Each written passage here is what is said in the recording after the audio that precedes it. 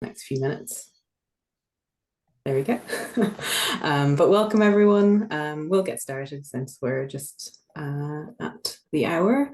Bear with me for a moment because I'm going to share my screen and I don't usually use Zoom, so this might take me a second.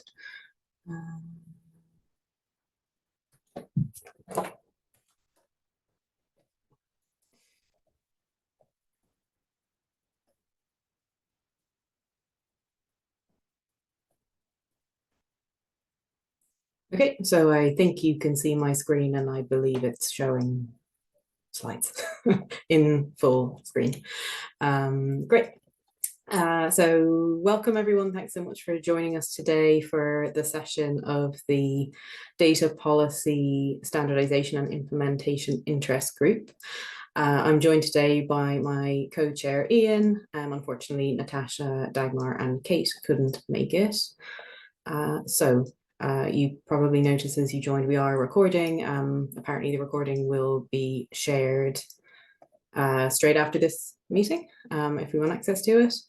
I have the agenda in UTC, which is how the RDA plenary agenda was listed, not my time zone, so apologies if this is a tiny bit confusing. But we're going to have a recap on our group activities, just talk a bit about what the group has been working on basically since we were established, because I wanted to give some context to what we hope will be a bit of a discussion around our updated group charter. So hopefully we'll have a bit of Q&A or discussion around that. We'd be happy to take any comments that you have. Then next up on the agenda, we were hoping to have a proposal for a working group that could have been spun up from this interest group. Unfortunately, our presenter couldn't join us for personal reasons, but we were really lucky to have three great presenters step in at the last minute. So we'll have updates on three excellent projects that intersect with data policy development. We'll have a bit of the time at the end for discussion or AOB, and then we'll close at 3:30 UTC. Also, when I was putting slides together, I realized I don't think at our previous plenary session, which was the one in Gothenburg just over a year ago, we hadn't introduced our new co-chairs, I don't think. So we have two new co-chairs. Unfortunately, neither could join today. But we have Kate McKellar, who's Senior Publishing Manager at Wiley, and Dagmar Meyer, who's a Policy Advisor at the European Research Council. So you may see them popping up either at future plenaries or on our email list. Like all of the plenary sessions, we do have a collaborative notes document that anyone can edit. Ian, maybe you could grab the link and drop it into the chat. Hopefully we'll have the note taking covered, and obviously we can share the deck as well. But if anyone wants to jump in there and edit, if there's any points you'd like to add, please go ahead. But at a minimum, it would be great if you could click through and just add your name and your affiliation, because that's how we know who came to our session. And then if you're not a member of the group and you would like to be, please do join us. That way you'll be on our mailing list and you'll have updates about upcoming meetings that we might have either outside of the plenaries or at the next plenary that we join. Again, maybe Ian can pop in the link, or I'll do it when I stop sharing my screen. So as I said, I wanted to start with a bit of a recap on our group activities. If you've been a member of the group for a while, you are probably aware of a couple of these, but I thought it was worth reiterating. Again, just to contextualize what we hope will be an update to our group charter. So just picked out a couple of things to talk through. The first is our RDA supporting output, which is a research data policy framework for all journals and publishers. And again, some of you may already be familiar, and some of you probably contributed to its development. This was one of the first things we started working on, and I think it came out of, or was connected in with, the rationale for setting up the group in the first place, because our group has existed since the plenary in 2016. I think it was the Denver one. So we've been around a long time, and it was created, I think it was a Birds of Feather session, in response to what was looking like a really fragmented policy landscape when it came to data sharing. So thinking about what was happening with funder policies at the time, what was starting to happen with the publisher policies, there was just no consistency. And as you could imagine, potential to become quite confusing for the researchers or authors who were subject to those policies. So the piece of work that the group started with was really in response to that. So thinking about initially journal data policy standardization, and we went through various rounds of consultation, community engagement, coming back to plenaries and getting feedback to develop what became a framework of standard policy features and types. And I popped on the screen. So this is like a visual representation of the output, but we have a published paper that was published in the Data Science Journal that gives a lot more context to this. So really goes through the methodology for creating it and then how it can be implemented. But at a really high level, the framework is a set of policy features and then 6 proposed policy types that a journal can implement. And you can see it breaks down the types of information that a journal's data policy should include, and also considers whether they should be basically a mandated action or just the journal giving some information to an author. As I said, we're supporting output of RDA, so we have our fancy supporting output card, and we've actually had really great adoption and I think excellent impact too with this. So as I said, we published it both as a supporting output of RDA and as an academic article. We've seen publishers and journals use it to extend their existing data policies. So for example, the Springer Nature Journal Scientific Data used it to extend its policy that had already been very rigorous. We collaborated with the STM Association, which is a publishing industry association to promote the standardization of data policies to nearly 150 members. Just thinking about the academic article I checked yesterday, we had nearly 70 citations, which I think is very cool. And then what we've also seen is that it's used as kind of a framework to benchmark journal policies. So considering what a policy should or could look like and how policies compare.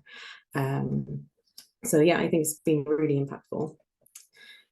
Second thing I wanted to draw your attention to was the data availability statement quality and utility workshop. This is something that we did last year. So data availability statements being, I guess, one of the core components of a journal's data policy. So that section of a research article that describes where the data can be found. They can support data accessibility for readers, I suppose. So it's great to have that description of data set in an article. Also supporting cultural change around data sharing as they become more commonly adopted, and potentially helping funders or institutions or other stakeholders to understand what researchers are doing with their data and where their data is being shared. But unfortunately, we've seen really what we are calling suboptimal data availability statements are by far the most prevalent. So you'll see lots of journal authors saying the data is available on request or available in the paper or is available as supporting information or files. So they're, I suppose, aligned with the spirit of the policy, but not really making data much more open. And that quality issue is a concern for funders because really it makes it difficult to track policy adoption, policy compliance. So we held a workshop online last February. We had 20 participants from more than 10 publishers and other stakeholders too. We wanted to identify what are the issues with DAS quality, what exactly is the problem here and what might we do about it. And then we have a report available. We did bring this to the last plenary we were at, which was the one in Gothenburg last year. So this group, if you were at that meeting, you will have already heard updates from this. And there were lots of suggested next steps coming out of that. So suggestions around checklists or frameworks to improve quality, being better at linking statements to data sources, sharing expertise, making it easier for authors to be compliant. And there were more than I have on the slide. So like it was a really rich discussion, and we, I think, had very strong agreement that there was something that could potentially be done here and ideas of what that should look like. But I think for the interest group, it really made us reflect on what our future activities should be. So if you're familiar with how RDA groups work, an interest group is probably not the best place to undertake this kind of activity. It would usually be more of a working group type approach. We have definitely focused quite a bit on publishers and journals so far, and that's probably because our co-chairs are a bit biased towards being publishers. But also it's kind of, we were building on our early work, and I think it looked like there was still more work to be done. But bringing new co-chairs made us think about whether that was the right way to be going. And also, I think most importantly, there's a real growing interest in this from other stakeholders. So this issue of data availability statement quality specifically, there were a number of groups that seemed to be starting up that were also looking at this, and it really felt like we might be duplicating effort. And that's what led us to think about reviewing our interest group charter and thinking about how maybe we could become more of a collaboration or discussion space and less focused on always looking for the next project that we could be working on. So with that, I will hand over to Ian to talk us through what this potentially revised charter might look like. Ian, would you like me to keep sharing my screen? I can share the slides, or would you prefer to? No, I think it makes sense if you keep sharing the slides. So I am going to briefly take you through the why of the new charter, which Rebecca has already started to explain, and then take you through the what, some of the key points of the new proposed charter. And this probably isn't the final opportunity, but it's a late opportunity for this group to provide feedback on the charter. We shared it via the group's mailing list. I think it was early in the new year in 2024, and we have had quite a lot of comments and have taken a number of those into consideration. But there is still time to comment on the proposed new charter and some of the activities and how we might go about implementing it, if that is the consensus that's emerging from this group. So some of the points on this slide have already been spoken to a bit, but as a recap, while we have had a somewhat intentional, but also somewhat inevitable focus on journals and publishers in the last few years, when we started the group in 2016 to 2017, it was intended to be a forum for multiple stakeholders to think about policies as a way to improve data sharing. And we took a consensus decision during and shortly after the Barcelona meeting in 2017 that journals and publishers were a logical place to start. But I think a slightly broader issue as well is that the focus of the group and the name of the group is quite specific around the idea of standardizing, harmonizing, and implementing research data policies, which is really more of a solution to a problem. And I think we need to acknowledge that harmonizing policies might not be the right solution for everyone concerned, if what we're really trying to achieve is more about improving the prevalence and quality of data sharing, which is something we've tried to define a bit better in the new draft charter. We also want to acknowledge that the reasons for having data policies, or the goals of having data policies, is going to be different for different organizations, different kinds of organizations, depending on where they are in their journey with research data sharing. And also, we think it's time, I mean, it has been time for a while, but we think it's increasingly time to think about the impact of what we're doing in a more intentional way as well. Next slide.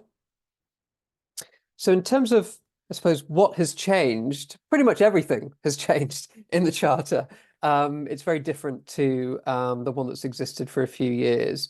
So we've drafted a very high level objective of the group, sort of thinking about like the problem at a high level that we think we're trying to help solve, and that's to increase the findability, accessibility, and interoperability and reusability, i.e. fairness of data, by promoting the development and implementation of policies that enable measurable progress towards that goal. How do we think we're going to achieve that? By providing a global forum for those working on data policy to come together to share ideas, evidence, promote collaboration, and to further progress on effective research data policies. I think another thing that we want to acknowledge as well is that, the vast majority of us that interact with the RDA, we do this largely as volunteers. I mean, some of us, myself included, have the privilege of getting involved in RDA activities as part of my day job, but specific projects and outputs often do take intentional effort carved out by small groups or individuals. And I think we want to acknowledge the time and effort that takes, but also that there may nevertheless be value in giving a space for people to come and listen and learn and share ideas if they don't have the capacity to work on more ambitious or drawn out projects or initiatives. Next slide, please. So how do we think the objectives or the objective will be achieved a bit more specifically? So we want to provide this forum for discussion and collaboration, which to an extent has already been happening, particularly with funders via this group the last couple of years, but we want to make that more intentional now in the scope of the group. We know that there are other relevant activities within the RDA, and we need to, I think, properly map and connect those.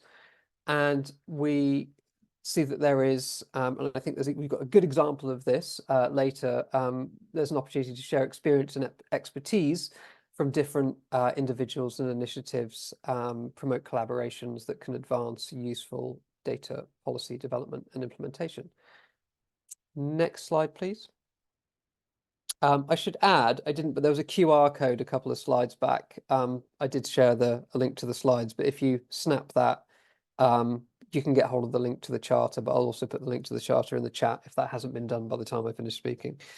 So what do we think will happen as a result of this new approach to the group? We may have new working groups that can be linked to this activity, or in fact, if there is a targeted activity that would like to utilize this interest group as a mechanism to hang its activities on without necessarily having to create a new working group, then that could be a way of efficiently exploring new ideas as well.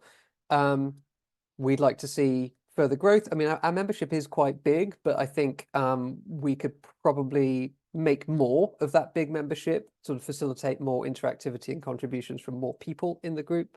Importantly, increase visibility of non-publisher stakeholders in what we're doing, being able to take more evidence-informed approaches to and decisions about data policy, whether that's thinking about the impact of the work we've already done that Rebecca was talking about, or looking at new initiatives that are out there that might help to answer some of those questions.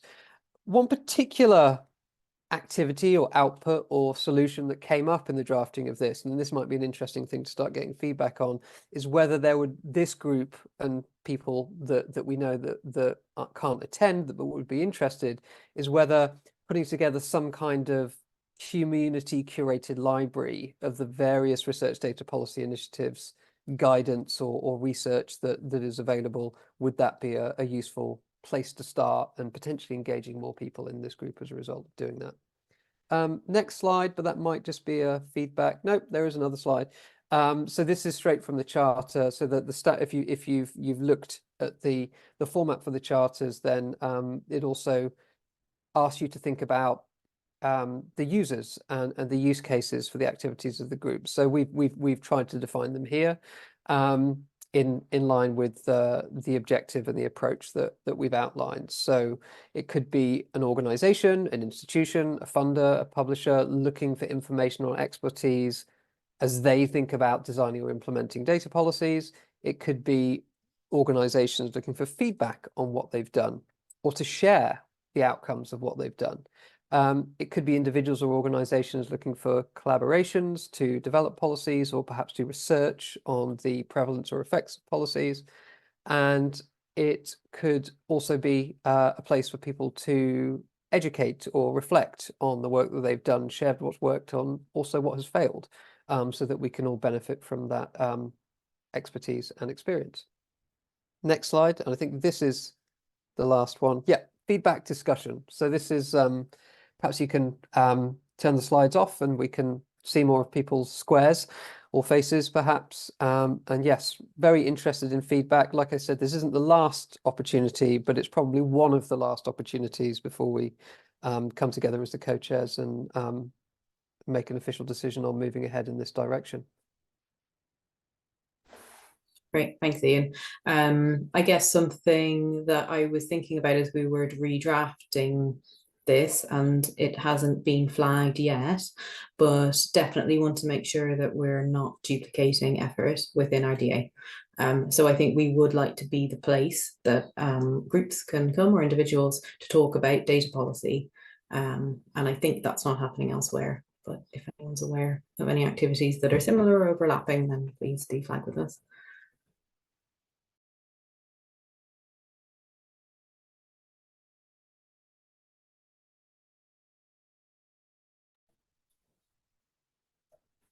Ian, is there a way for folks to give feedback? So I suppose we shared a link to the charter.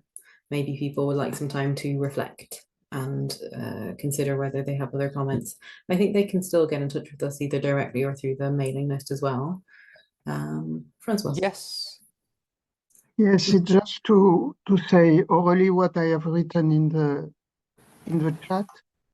We have an example in France of 3 organizations which adopted the recommendation which was initially for journals to discuss about aligning data policies between 3 research organizations working in nearby domains. So this goes really along the line you want to give to the group, I think. Because I have an example, so sorry the slides are in French, but you will recognize the table with your policies and which was reused by the project. Yeah, so it was excellent. a funded project and they really used what you have done. And we have done a workshop in RDA France to discuss what they have done and to discuss about data policies. And so it's really, I think it really makes sense that you extend the scope of a group more generally to data policies because it's useful to have a place to talk about it. Mm-hmm. Excellent, thank you. Wasn't aware of that. That's really exciting. Yeah, I suppose the other thing I should have said when I was talking about like how we publish the output, like having had that research article to accompany the supporting output by RDA, that is the only way that I track like what's happening with the output, because people cite you and then you're like, oh, that's cool, it's popped up somewhere else. So it's been very helpful, but I'm sure we've missed, I mean, I didn't realize we had like 69 citations now, so I must go back and see where it's been used. Then I suppose the other main question that I had, if people had feedback, is that idea around creating the kind of community resource around policy tracking. So I think for me as a co-chair, again, thinking about the potential scope of the group and what we might offer the RDA community, like I'm quite interested in what it means to develop and implement a policy and like what can a policy do and what are the limitations of policy. And I think even having more general resources about like what it means to implement policy and to enforce policy, as well as things like tracking, like data policy updates and changes would be really useful. But if people have other suggestions about what that could look like or how you might use it, that would be great. Getting into the nitty-gritty detail of policy development. Barbara. Yeah, so it's just a suggestion because we are working on collecting also fair policies, and we are documenting this, saying that the community is using a policy, but we do this in form of nano publications in Fair Connect. So there you can learn who is using which policy, and then we can also describe these policies based on some metadata that we collect. So there is excellent. If you have a link to that, that would be awesome. Yeah. Thank you. Matt. Yeah, I was just thinking, looking at your kind of objectives and what you want the group to do. And I guess reflecting on what I've got out of this group since I've been a member or been coming to these meetings since like 2019 or something, is just that knowing that you'll get really good feedback from people who really know what they're talking about in terms of data sharing, and not just from the publisher side, but from lots of other really engaged stakeholders as well. And like, I realise now I'm in a really lucky position where you and I, Rebecca, now work for the same company. So we have each other on tap all the time to be able to ask questions and talk to someone who knows what you're talking about. But I also realise that loads and loads of other people won't have that, especially at other publishers. And so I've really found, but that's not always been the case. So one of the things I found really useful about this group is being able to come and have questions, or at least listen to the discussion from people who really know what they're talking about, and the opportunity to get to meet them and work with them. And so like, I just wonder whether that needs to be reflected in your objectives, like just that. I kind of feel like this is the place that if you're interested in data policies that you should come to listen, but also if you've got ideas to talk and connect and network. And I just feel like that could come through more strongly in what you've written. Thanks, Matt. Because I think that was our aspiration, but maybe we haven't been clear enough about it. And I was a little bit hesitant because I do want this group to be the place if such a place is needed and doesn't already exist. So yeah, I think we could maybe draw that out a little bit more strongly. Did anyone else have comments or questions, or Ian, did you have any more provocative questions or comments that we should ask the group to consider? I feel like I'm being challenged to ask a provocative question. No, I don't have anything in particular that comes to mind, but Matt, I really like your suggestion. I think that's probably what we were trying to say, but we're being, a bit shy about it, perhaps. Maybe it's a British thing in my case, I don't know. Yeah, I think so too. Yeah, I suppose again, like, not that we were trying to be provocative, but it felt like because we're such a long established group and we've had like a couple of, like, to me, quite major activities that we've been working on, to change that and become more of a space where we invite others to come and present their work felt like quite a big change to us.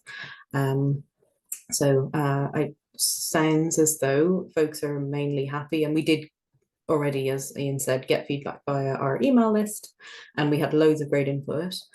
So I guess at this point probably shouldn't be controversial.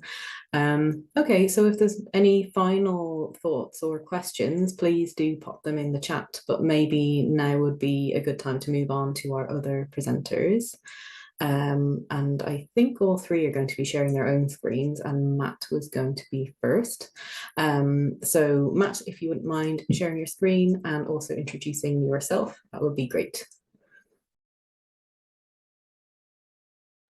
Sure, let me just do the sharing bit first. Okay, can you see those? Yes. Yeah. Yes, excellent. So yeah, hi everyone. My name is Matt Cannon. I'm the head of open research for Taylor & Francis, based in Oxford in the UK. And I'm here today to talk about a project that I've been working on that has been inspired by the work of this group and what that I've learned from being a part of this group for the last few years. So you can see from the title, this is going to be talking about an STM. So this is the publishing industry body hosted project around data sharing for medical and health sciences research, and that's why all these slides are STM branded as well. So kind of the background and motivation for this project is that Taylor & Francis, the publisher that I work for, joined a group called Open Pharma in 2023. So Open Pharma bring together pharmaceutical companies and some other medical stakeholders to talk about issues around open science. And as part of that, they hold a series of monthly kind of discussion groups, and one of those is on data sharing. So myself and also Rebecca joined this data sharing monthly group to chat with the various pharmaceutical company reps about what their issues, challenges, topics of interest are. And when we joined, one of the things they were already working on is a survey that they wanted to send to other pharmaceutical companies to get feedback on issues around publishing and specifically on data sharing policies. We got to see the questions in development, we got to shape them slightly, but then also saw the results as they came back in. And rather than just myself and Rebecca using the results to improve what TNF do, we really thought it would be most useful if we could get more publishers working together to create more generalized guidance. Alongside that, the STM Publishing Association have had a data sharing working group since about 2020. They've done a lot of work across publishers to increase data sharing policies, data availability statements, try to measure the shift in publisher policies. There's also been a lot of work recently on kind of trying to surface problems around data citations and metadata and potentially bringing people together to try and solve those problems. So I thought the best thing to do would be to bring them together. So at the end of 2023, I proposed what they call a task and finish group to STM and their Open Research Committee to set out to improve guidance for sharing of medical and health sciences data. I'll go through these quickly because I don't think this should be news to anyone, but this was some of the background that I used for one of the workshops. But basically saying publishers have been rolling out data sharing policies since at least 2017 as a step on from requiring certain data types to be stored online. About the same time, Springer, Elsevier, TNF and Wiley, among others, all released data sharing policy frameworks, but they were all different. They all had different levels and different features. Many of them have also changed since they were initially published, specifically thinking about Wiley and Springer. Obviously, this group created the template guidance, and that was published in 2020. So that's the table that Rebecca showed and the chart that was on her slides. But when you look at the various publishers' policies, most of the information and the guidance that they share for authors is generalized, and I would say this is broadly applicable through kind of natural sciences through to social sciences, but it's potentially not specific enough from some research areas, and I kind of feel like both ends of the spectrum fall out. So the medical and health sciences at one end and the humanities research at the other. I think it's also worth reminding everyone that publishers don't operate in isolation. So there's various other stakeholders, funders being one that's come up very often in this group, specifically everyone will most likely be aware of the Nelson memo and their new federal requirements, especially those coming through NIH.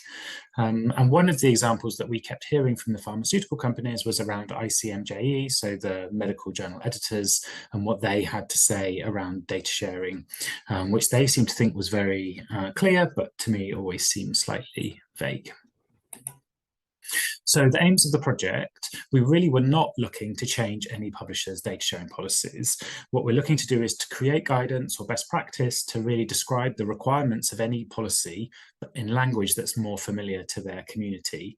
And we really wanted to make sure we were including highly relevant examples to give people practical guidance about what to do. We're also aware that a policy is only as good as its implementation. So we wanted to think about checklists or other tools that publishers could use in-house to help with checking papers are complying with the policies. Ultimately, we're looking to try and increase compliance with data sharing policies and improve the author's experience, and hopefully end up with more data being shared in repositories. The project plan for this is relatively simple. So we're going to conduct 2 workshops, one with interested publishers and another with the pharmaceutical companies and other stakeholders, and then look to combine the feedback we get across those 2 sessions into some new best practice. And then once we know what we're saying on the front end, we can help use that to design a checklist to guide publishers more in the back end. So we ran the first workshop last week. So we had publishers from TNF, Wiley, Science, Elsevier, BMJ, OUP and PLOS. We had 2 hours together. We had 2 external speakers join us. So Joanna from Open Pharma gave us kind of a really detailed run through of the survey results. We were also joined by Andrew Freeman from the Clinical Research Data Sharing Alliance, who was talking about data sharing standards and some work that his group are doing at the moment. We then moved on to some collaborative work to try and identify what was going to be most useful to clarify for researchers, and then try and identify any existing best practice. So one of the things that was a really useful takeaway is that publishers are quite aware that their data sharing policy text is generalized and that there is room for improvement and potentially some quick wins. So this just shows a screen grab of some kind of dot voting that we did based on some questions around how tailored are your data policies, how specific are they for medical researchers, and how researcher focused are they. So everyone's kind of generalized or to the kind of general side rather than the specific side. So I think there's kind of acknowledgement that this is an issue and also potential to solve it fairly easily. I've just pulled out a couple of key points from the external presentations. So firstly, around the takeaways from Open Pharma. So this is why the main reasons that the pharmaceutical companies have issues with understanding data sharing policies. So they pull out themes around data ownership, linking data, around IP, potential commercial interest, but also patient privacy and patient consent. One of the other things that came out in the workshop was around how the wording of this, and you can see these percentages are all quite high, so like 83% of the responses said data ownership was a problem.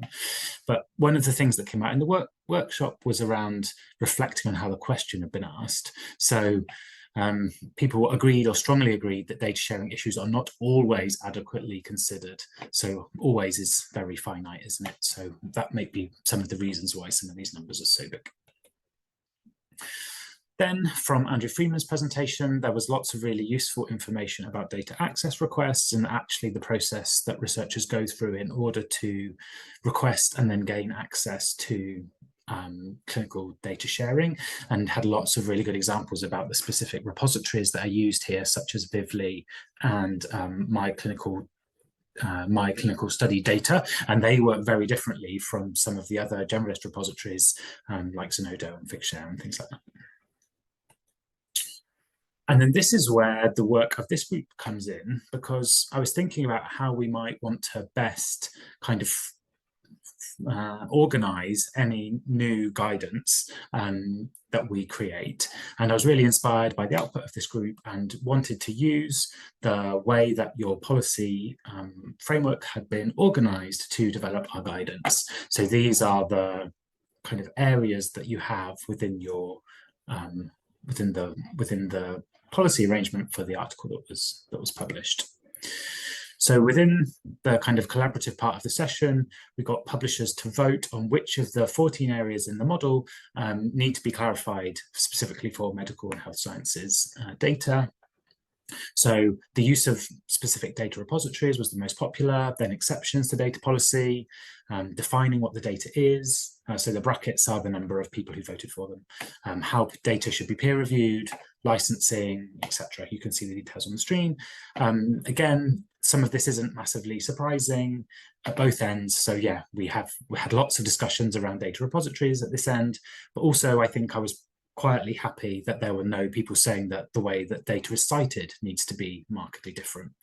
So again, I thought that was a good thing.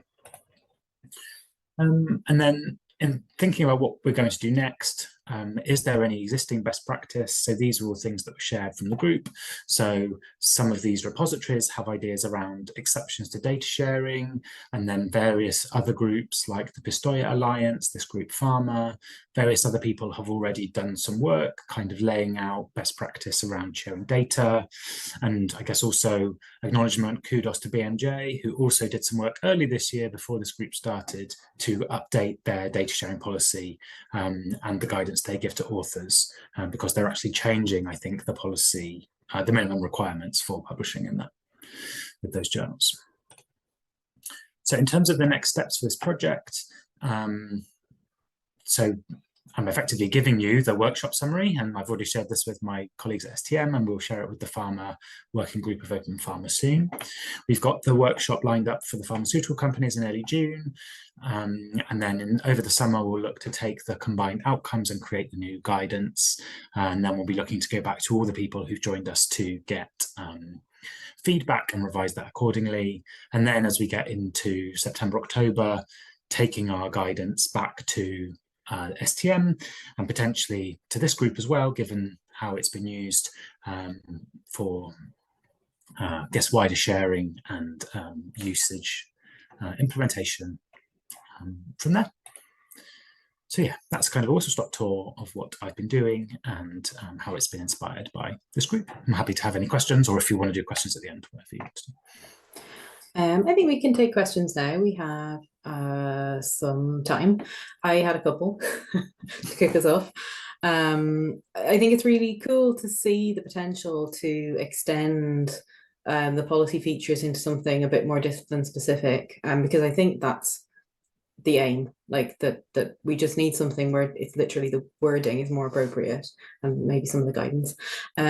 Like, do we have any good examples of that being done already? Like, did we find that there are some journals that have this really tailored guidance that speaks to clinical researchers, or was that still a gap?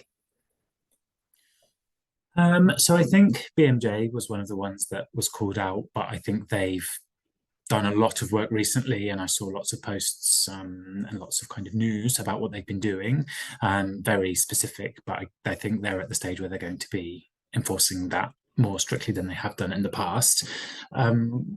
There wasn't anything that specifically came out of the workshop from people putting their hand up and saying, I think my journal does this perfectly, and I think that was kind of shown in the dot voting at the beginning. But it's not to say it's not out there. I know, for example, my company publishes over 2,000 journals, and I'm not familiar, like I know we have generalized guidance, but some journals have their own specifically. So there may be some journals that do a much better job, but they're probably not doing it in a very centralized way. It's probably hidden in a editorial or in like a Word document that they link to from a different part of the website or something. So I think if there is better guidance, it's not really widely known or really well signposted. So that if there is good examples, we're happy to kind of lift that up and use it rather than reinventing the wheel. Yeah, that makes sense. We have a question from Victoria in the chat, which I'll just read out. Have you considered getting feedback from others outside the pharma industry to ensure that the changing policies work for them too, e.g. academic clinical trials units and others engaged in medical research, noting that they may be working with pharma companies? Yeah, so I think definitely the aim of this project is not to completely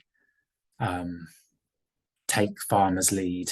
I think we know that they obviously do produce medical research, but we know they're not the be all and end all. There are plenty of other people based in universities and other companies and other kind of settings that produce this sort of research.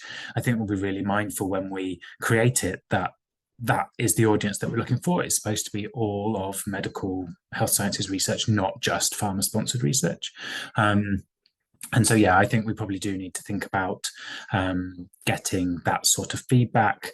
I have tried to get researchers and some other non-pharma groups to be involved in this medical workshop that we've got coming up in June, but that has been quite tough to get people's buy-in. I think kind of this group and the publishers were quite easy and were quite well convinced to come and be collaborative, it being an STM type project, but obviously the STM Publishing Association doesn't really hold much sway with pharmaceutical companies and obviously individual researchers. So that's probably been something that's been a bit harder to get kind of buy-in for, but it doesn't mean we'll still be open to it, definitely. Yeah, and I think because I'm part of the group too, where this was initiated, like I think seeing that survey, I don't know that I'd seen other examples of such clear directive to publishers specifically saying like, this is what our problems are. So I think it was a good starting point because it was like the first time that I'd seen feedback like that. I guess my other question was, is there anything in the meantime that this RDA group and its members could do to support this work, or should we wait eagerly for your output? So interrupt, it sounds like if anyone is or could connect the group with researchers in the medical health area to take part in that workshop, that would seem like quite an actionable thing. Yes, of course. We've had to move it around quite a lot to get the people who have been kind of very involved in this project to get their availability around various medical conferences this summer. So the date is now fixed, but if there are people that can come at that date and time, then yeah, they'd be more than welcome, or we can do something extra as well. Yeah, thanks, Victoria. That looks like a good suggestion. I can engage with them. Thanks, Matt. I'm not sure if your email address was on the slide deck that you shared, but if you want to pop that into the chat as well, that'd be great.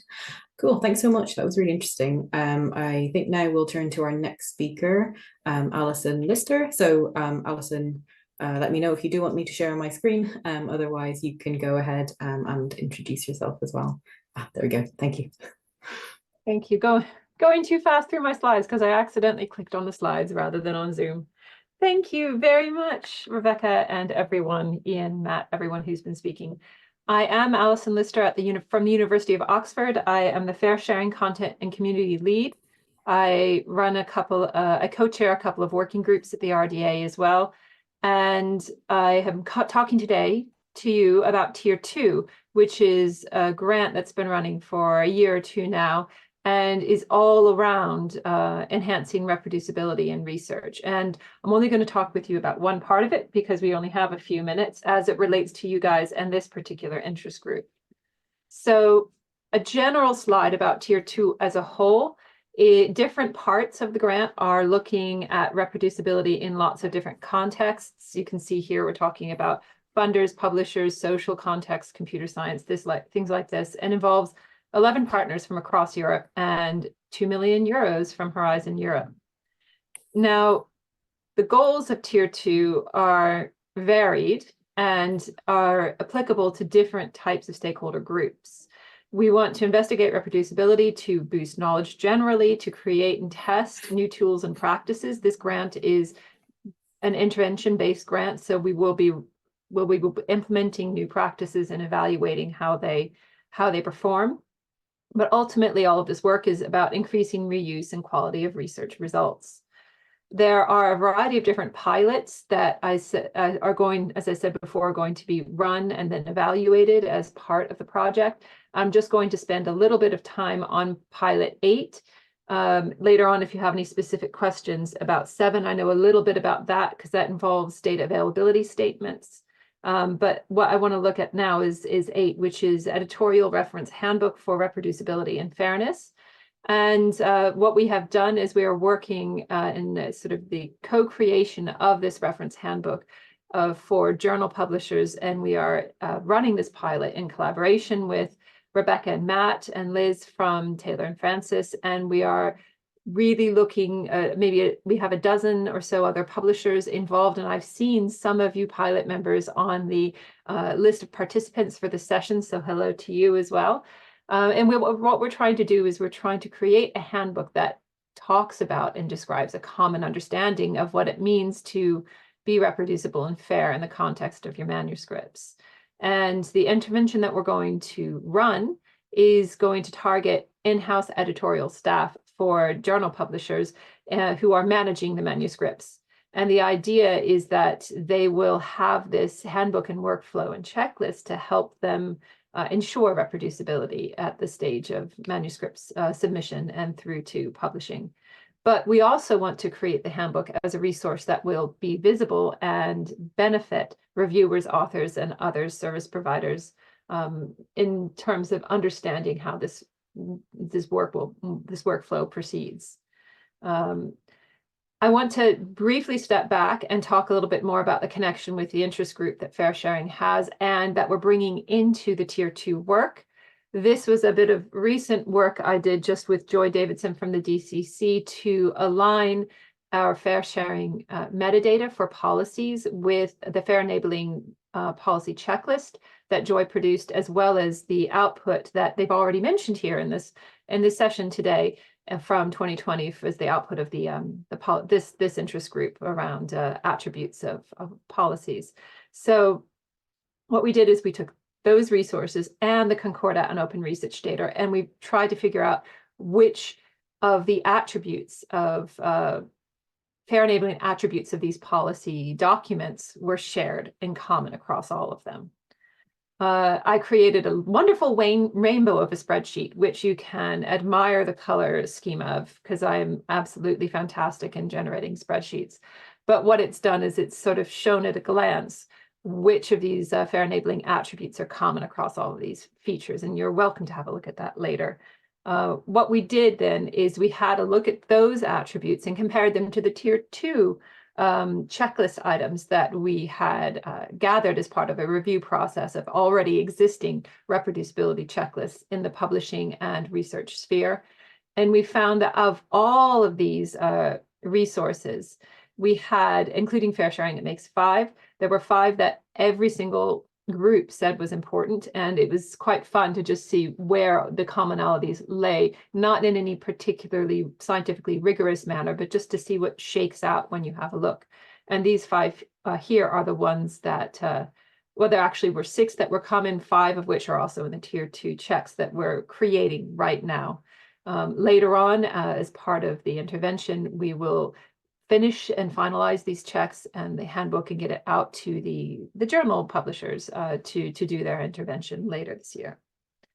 As a little bit of a highlight, again, there's no time to go into in detail. We have a section in the checklist that deals with manuscript level metadata, information about the manuscript as a whole, that talks about are all the digital research objects listed, are they present within the availability statement, things like this, high level values. And then more precise checklist items about our research object level checks. And these go a little bit more, trying to focus purely on reproducibility here, a little bit more into the details of whether the research object has been deposited in a domain-specific repository with the appropriate metadata and with persistent identifiers. These all sound obvious, but we're trying to collate them into a single resource that doesn't just include the checklist, but also various other aspects important for documentation within the handbook. And the work that we've been doing in the pilot has also been interactive. We've been speaking with the pilot members and finding out who does what in the different editorial workflows and where it would be best to convert this checklist to a kind of workflow or flowchart diagram where we can recommend how to progress through the checklist using these different roles within the journals. I also wanted to point out something that we've been working on in the context of tier 2, but that will be released into the wild, so to speak, after we finish working out the technical aspects. And this is reports and fair sharing that will allow you to select a subset of the policies that we have registered and then produce an automated report comparing one policy with another group of policies. And we will implement this first in tier 2 and then bring it out wider to the fair sharing community, allowing you to select, I don't know, regional or similar types of policies and find out how one or more policies compare with each other. And part of the report will produce this fair enabling checklist that Joy Davidson has produced, but in the context of the fair sharing policy, just for you. I just want to point out that we have a working group. It's in maintenance mode and at the RDA. And what we tend to do is we tend to use that to increase collaboration activities with other interest groups and working groups. And we've done this in the past with this interest group, and we're very keen to carry on doing this in the coming years. And so I hope there's a lot that we can do together around policies. And I point you also to our educational material where we've got a policy fact sheet that tells you all about how policies are represented in fair sharing. And I believe that's everything. I don't think I have. Yep, that's not my slide. Thank you. Great, thanks so much, Alison. That's awesome. I think that project is so interesting because it really demonstrates like having the policy framework in the way that we have from this group is really different to implementing in practice at a publisher. So having the set of things an author should do is one thing, but having the capacity internally, like at the journal, is quite different.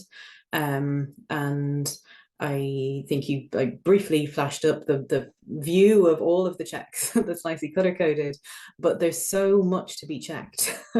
And like obviously I'm speaking from a publisher perspective, but I think this is genuinely going to be such an incredibly useful output for publishers or even just to understand what it takes to implement a policy when considering which one is appropriate. And I think actually it came up in the chat already.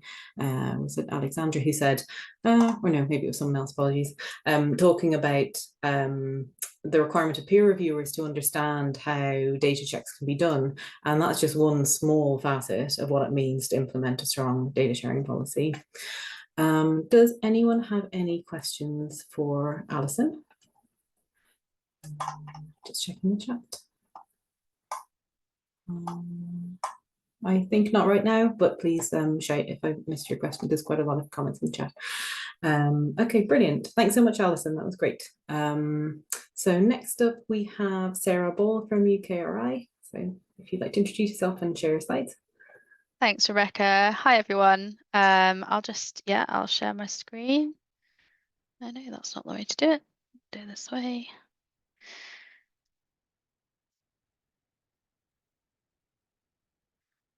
Can you see that? Yes. Yes. Okay, great. Yes. So hi, everyone. This is actually my first time at RDA.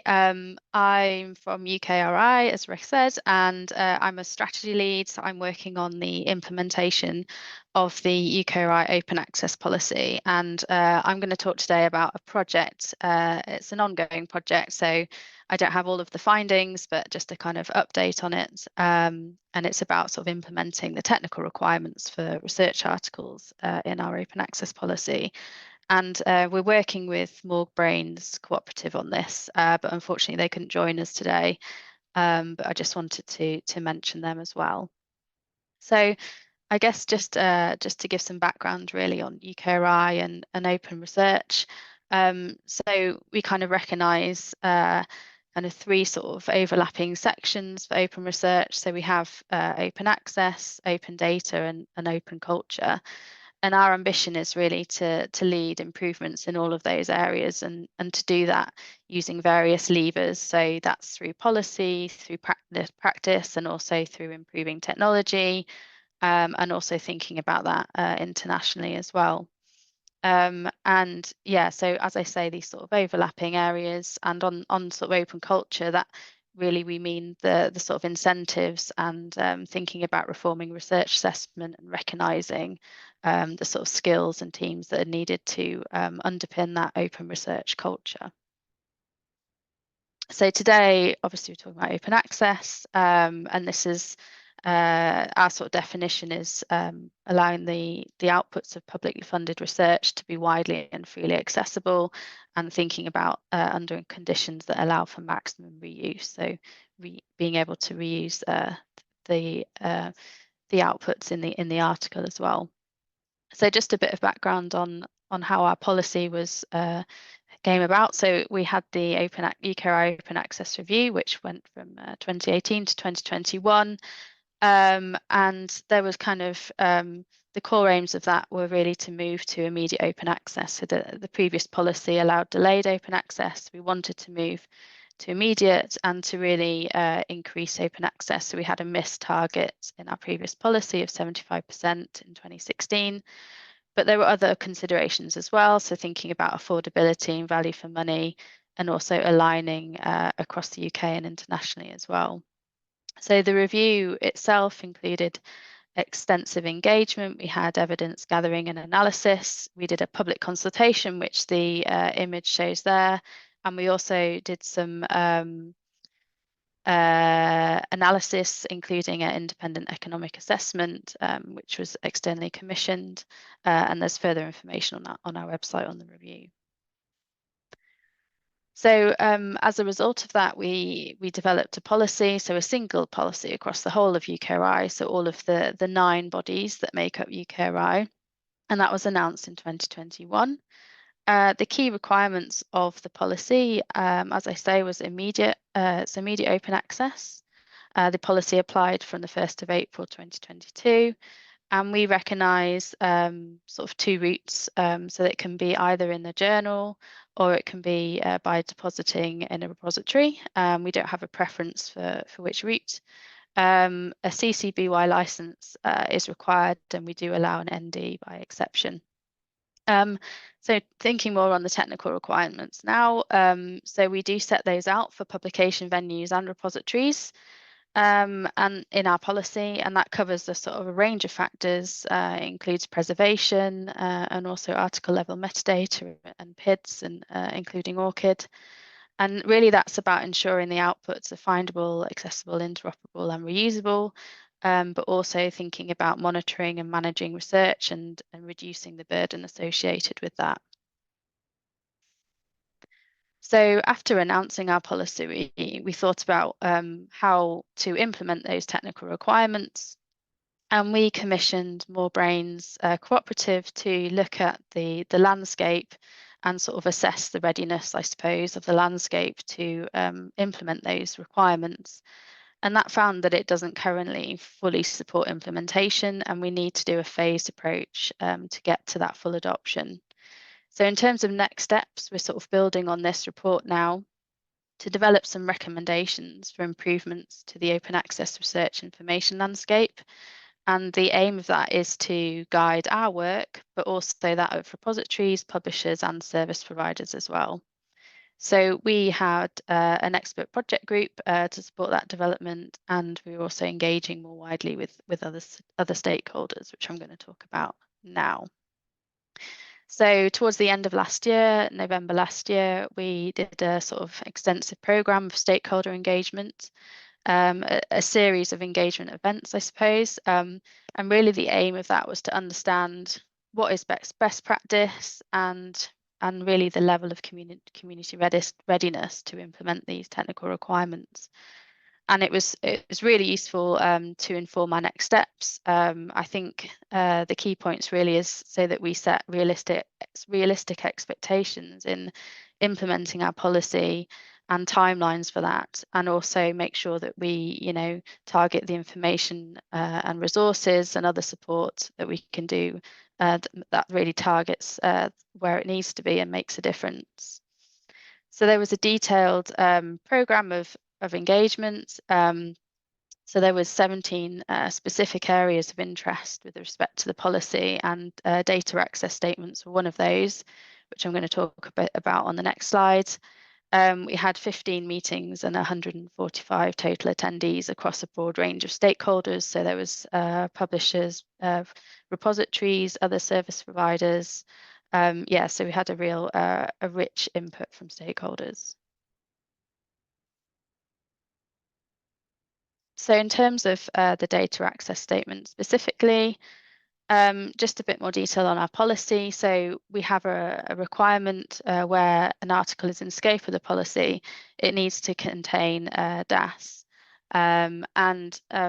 Really the stakeholder engagement activity that we undertook last year was to discuss the current levels of sector readiness to meet that requirement for all journal articles resulting from our research.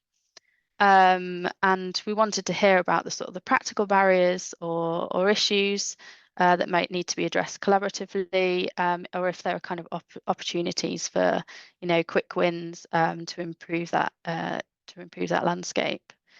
And here I've just put some sort of emerging findings from that particular workshop, because we're still sort of looking at the outcomes and bringing those all together. But some of the key findings really was that the rates of data access statements in articles are generally trending upwards. And this seems to be driven by funder policies, but also publishers' work to implement, as we've already heard from the other speakers today. So that's been really important. But I think one of the things raised was that it doesn't necessarily lead to more data sharing, and it was felt that the quality is still generally poor. So there seems to be a need to develop standards and to also understand researcher and author motivations and what are the cost and resource implications as well. And in terms of things that could help, consistent messaging from publishers was something that was mentioned by stakeholders. Also, there seems to be in repositories much lower occurrences of DAS in metadata. So there, particular issues in sort of helping the repository landscape there. We did sort of ask about what possible actions UKRI could take, and there were some suggestions. So I think clarifying what constitutes a compliant DAS was something that came up, and what are the technical requirements for repositories exactly. And I think building that story in terms of how publishers will benefit from the adoption of DAS standards to really to sort of engage publishers in that conversation a little bit more. So this is just my final slide to, as I say, this project's still ongoing. We're still drawing together the key lessons from those engagement activities I spoke about, but also other analysis undertaken in the project, and pulling that together and setting out some actions that could be taken by a range of stakeholders, and that includes UKRI as well. But in terms of what's sort of emerging from the project at the moment, that falls into 3 categories. So there's technical, so actual changes required to the infrastructure, education and outreach, and I'd say from the emerging findings, a lot of them are falling into this area. So what's best practice, what can we develop, you know, what documentation or supporting guidance can we point to. And then the third is research. So there was definitely some areas where change needs to happen, but we need to understand better how to achieve that change. So further work is needed in some areas. And yeah, just to say that we expect the final report from this project very soon, so hopefully in June. And that's me done. So thank you very much, and I'm happy to take any questions. I'll stop sharing my screen. Great, thank you so much. Apologies if I missed it. Is this policy that was being consulted on, is it already enforced or it's coming into? Okay. Great, thank you. Yeah, I suppose one of the things that I was thinking about was you mentioned there needs to be clarity on what a compliant DAS looks like for UKRI, which I don't think I've seen in any other funder policies, although it certainly could exist. So is that something that you will actively be working on, like laying out what is required for compliant DAS for grantees? Yeah, I think that's something we need to consider. That was obviously something that came out of the workshop, but we need to sort of consider that alongside the other findings of the project.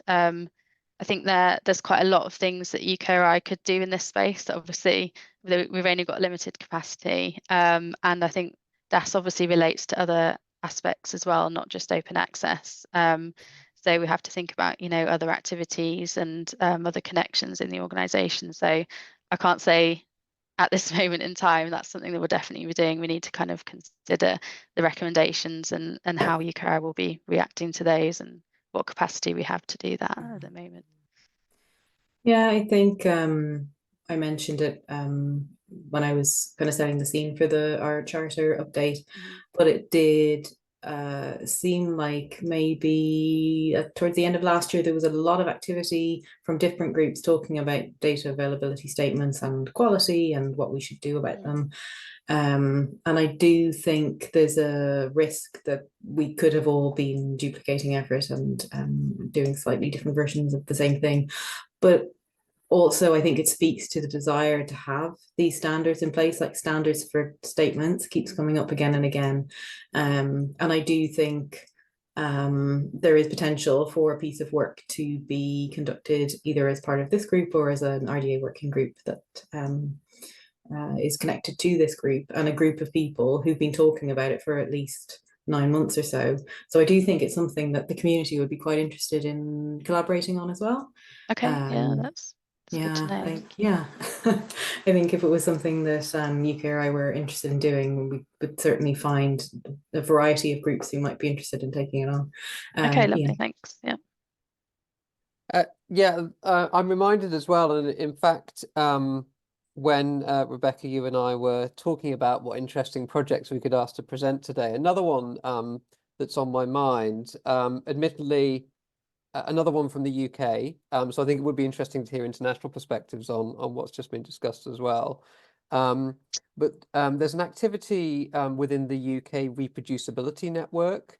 So it's an sort of informal academic collaboration, and there are international reproducibility networks as well.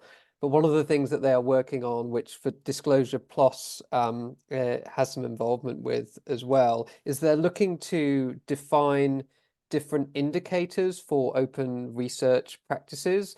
And at least 2 of those activities are centered around DAS and data availability statements. And one of the things that's happening, which has been led by a group of UK institutions, is they are having to think about criteria, standards, components of DAS such that they can be measured or monitored in the context of what they're trying to do. So, Sarah, you may be aware of that already. Others on the call, you may or may not be, but it's another interesting initiative that relates to DAS that people might be interested in. And if we decide we need to start cataloging these things better, then it's another one for the list. Yeah, we're definitely interested in that, because I think we're also looking at our monitoring and evaluation of the policy at the moment, and how to look at progress in the technical requirements and how those have been adopted in the landscape. So I haven't managed to link up with UKRN yet, but yeah, it's on our radar to link up with them, because it's sort of crosses over with what we're interested in as well. Yeah. Something else I thought was interesting that you pulled out on your slide was around consistent messaging being needed from publishers. I don't know if you have anything else, or like off the top of your head, like on what was inconsistent, or like what was it that the publishers are saying that isn't so clear for researchers? Not off the top of my head. I'd have to go back and talk to more brains colleagues to understand that a bit better, but I can get back on more detail on that if that would be helpful. Yeah, although I think you mentioned the report is out in June, so Yeah, that might it might not go into that much detail, but I suppose, yeah, we would have the outputs of the workshop, so yeah, you'd be able to look there as well. So yeah, I can keep you posted on that as well. Excellent, thank you. Did anyone else have questions or comments? Just let me have a quick look at the chat.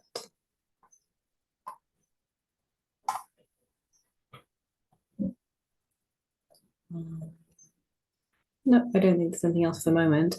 Marta's saying, I wonder whether more attention shouldn't be put on data citation. Yeah, good point. Proper and contextual data citation in publications could effectively contribute to facilitating the completeness of the scholarly record and simplify monitoring. Yeah, I suppose I'm not the expert in data citation. I think it comes up sometimes when we talk about DAS that like weren't DAS a means to an end, and ideally we would be focusing more attention on kind of well formatted and tagged data citations. And I know there are people on this call who know a lot more about data citations than I do. So Andrea is saying maybe DAS for humans and citations for machines. True. I think also like the difference in DAS is they can be quite descriptive about things like restrictions and limitations of access, and contextualizing in what way the data was generated or used. Maybe that's still a human versus machines thing. But Sarah, I don't know if you had a comment, sorry, putting you on the spot again. Like, did data citation come up in the consultations at all?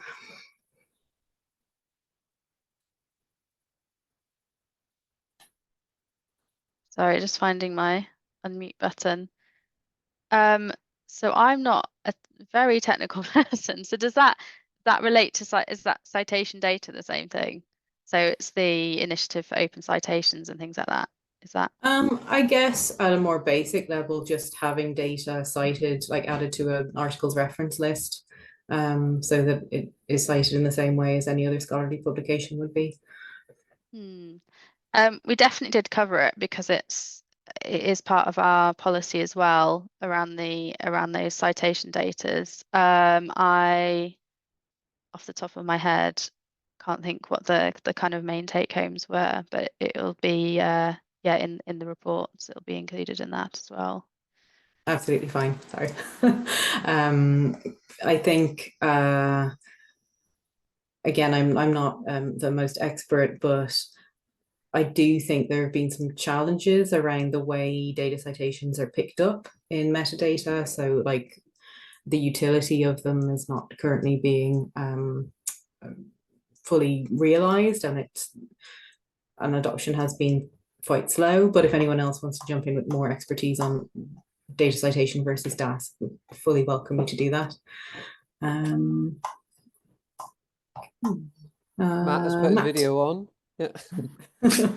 Yeah, I guess I was just thinking, like, I don't think they're obviously both useful, but I think they're quite different things. Like when you think about the F1000 data availability statements, where they would get the researchers to describe every single data source they've used, the license, where it is, and what would be their primary data, i.e. what they've created themselves versus any comparison data they might have used.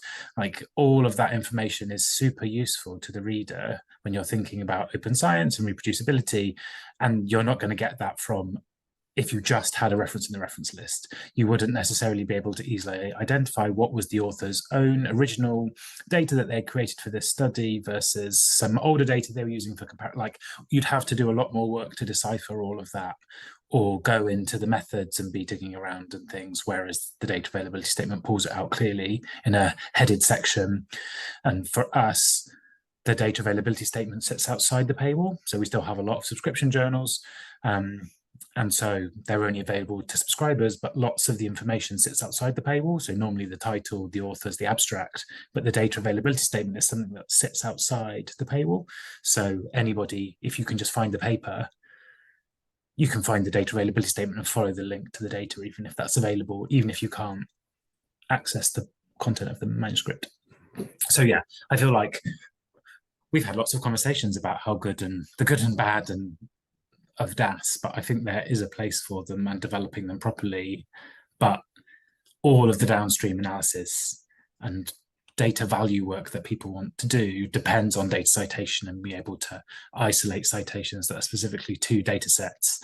And I think that's going to be something needed to drive researcher behavior to say, yeah, you should share your data because you're going to get X many more citations down the line, or you can see where so many other people have used your data because all those citations work. So yeah, I don't know, just my point of view.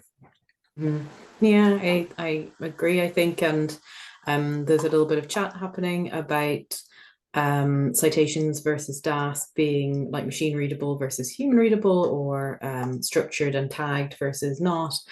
And I think what came up in our DAS quality workshop last year is that there are like extensive tags that can be used in the XML to tag a DAS if you want to, but I don't know of any publishers that are. I was working at F1000 at the time. We have very comprehensive statements, and the editorial team do, I would say, 90% of the work to make sure that they're appropriate. And even still, we didn't tag them. So there was no way to pull out from the DAS any information about what data was being shared in those articles. I guess I'd add that at F1000 data citation was also mandatory, but then when we used tools like Scholix to try and track our data citations, they weren't being picked up necessarily. So there was, yeah, I don't think I understand the issue enough to talk too much more about it, but there's definitely a leaky pipe somewhere where tagged data citations don't appear when you go back to try and find them subsequently. Okay, any other thoughts, comments about any of the presentations? So clinical medical data sharing standards, handbook for editorial support, or update on the UKRI open access policy, which includes DAS, which I think is slightly unusual for a funder policy. Yeah, I wonder, like, we're having like quite a bit of data citation chat. Is there a data citation RDA group? I feel like there definitely has been, if not currently. I know Shelley's got one on complex citations, and I think, I wonder if that's... There's also a data usage and metrics group, and there is a data citations group, which is sort of in maintenance mode at this point. It came out with recommendations several years ago. Is that the data citation principles? Is that where they came from? Or was that Force 11? I can't get That's Force 11. Yeah. Yeah, like it feels like the principles and even the kind of practice side of things from a publisher perspective is somewhat worked out, but it hasn't achieved the goal. Like Esther's talking about credit for sharing. So if a researcher doesn't get a citation, then why would they put the effort into sharing data? But I still think that sometimes researchers do, and they still aren't getting any credit. Okay, any final comments or questions? Otherwise, I think we can wrap up, given that we did have a slightly changed agenda. So I think we have a couple of next steps around the charter. Ian, shall we send a reminder around on the email list, or how should we wrap up that activity? Yeah, I think that makes sense. What we'll probably do once we've tidied them up is send around the notes with the summary, and we'll probably put like not probably, let's put a you have until this date deadline to provide any final comments on the charter. But I think we can fairly confidently say that we're very much moving in the direction that we've outlined in that new charter. And I think one of the more exciting things, although it's quite administrative, if we're allowed to change the name of the group to something shorter and more punchy, that would be an amazing outcome. Data Policy Interest Group, for example. Yeah, I forgot to say that will be the best part, because I literally never remember the name of the group first time. Yeah, I suppose just in relation to that, if you want to get an update on the charter, or you are thinking maybe there's some additional feedback you'd like to give, or you just like confirmation that this has happened, we don't have a way to contact you just because you've been in this session. So like we won't be using your emails as an email list to contact you afterwards. So if you want follow up from us, you definitely need to join the interest group. I'm just going to paste it in the chat again, because that way you'll be on the list that receives updates from us, and you'll hear about our upcoming plenary meetings. And you could also get in touch if you have a project that you're working on that you'd like to share with the group. You can do that by email on our email list. I haven't checked the list recently, but we definitely are one of the biggest groups at RDA. So if you wanted to send an email around about a project or ask a question, you absolutely can do that. Or I'm sure we'll be looking for people to come and join us at our next plenary session and update on their projects. But I think that's everything from me, and I just really like to thank our speakers for stepping in very much at the last minute and doing such excellent presentations and answering questions, and also to Sarah for, I think this is your first RDA plenary and your first session at an RDA plenary, so we really threw you in at the deep end. Much appreciated. So I think that's it from me, Ian, unless I missed anything or there's anything you'd like to add. Nothing to add from me. Just thanks for the contributions and in the chat. We'll try and lift some of those and put them in the notes. And yeah, maybe a topic for future discussion is around data citations in policy based on the activity going on there. Exactly. Well, yeah, that's I think that's it. So thanks very much, everyone, and enjoy the rest of our DA.